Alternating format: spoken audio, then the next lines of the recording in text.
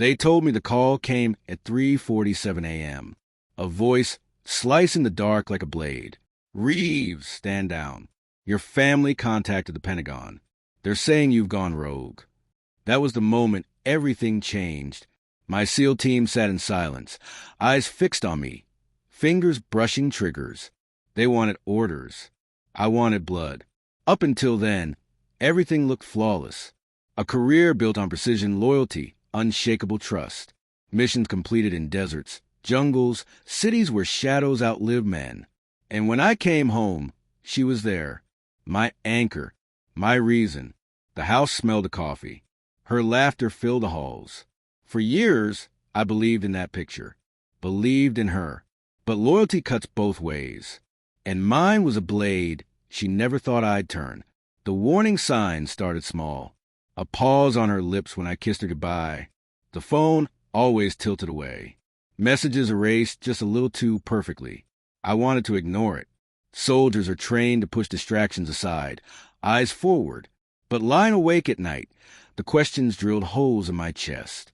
Suspicion spreads like fire in dry brush. The first proof came from the glove box of her car. A hotel receipt, 3 towns away. Date stamped the very night I was deployed. Not business, not coincidence. She'd parked her loyalty in another man's bed. That night, I sat in the dark with a drink, ice melting slow, staring at the slip of paper. Betrayal is colder than any battlefield. Enemies abroad face you head on. At home, they strike from the shadows. I didn't confront her. Not then. Anger tempts you to swing fast. But revenge is art. So I waited. I tracked her the same way I tracked targets overseas. Every movement mapped. Yoga nights that ran hours too long. Weekends with her sister that lined up perfectly with another man's travel. Every lie cataloged. Every step logged. I planted a small camera in our bedroom, hidden in plain sight. Weeks later, the footage confirmed what I already knew. She brought him there, into my home, onto our bed. I didn't rage. I smiled. The picture was finally clear. From there, the long game began. I funneled everything, photos, recordings, receipts, into a precise, deadly file. But collecting proof wasn't enough. She needed to feel what I felt. Exposed, stripped, broken in a place she thought safe. I waited for the perfect stage. It came, wrapped in irony, our wedding anniversary. She planned a dinner party. Friends, family, colleagues. A performance meant to showcase our marriage polished and perfect. I let her. I dressed sharp, kissed her cheek, played the loving husband. Inside, I counted the beats until curtain call. The execution unfolded with surgical precision. Glasses clinked.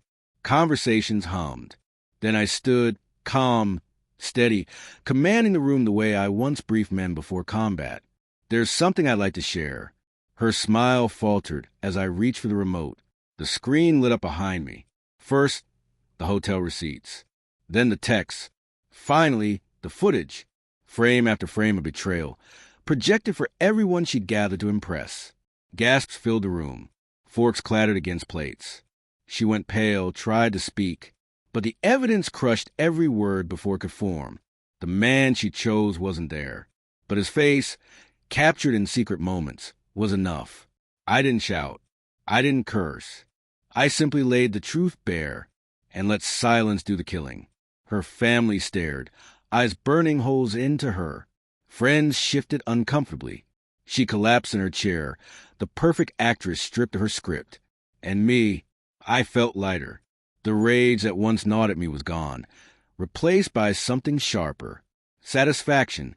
When the night ended, I walked out calm, composed. The way I left mission sites after a clean strike. She didn't follow. She couldn't. Now, when I think back to that 3:47 a.m. call, the Pentagon questioning my loyalty, accusing me of going rogue, I almost laugh. They thought I broke ranks. But in truth, I'd never been more disciplined. I carried out my mission with precision. No bullets, no blood, just truth, sharpened and delivered where it cut deepest. In war, you take out your enemy. At home, you let them destroy themselves. And she did. She thought her lies would bury me. But I built my resurrection from the rubble and left her to choke on the dust.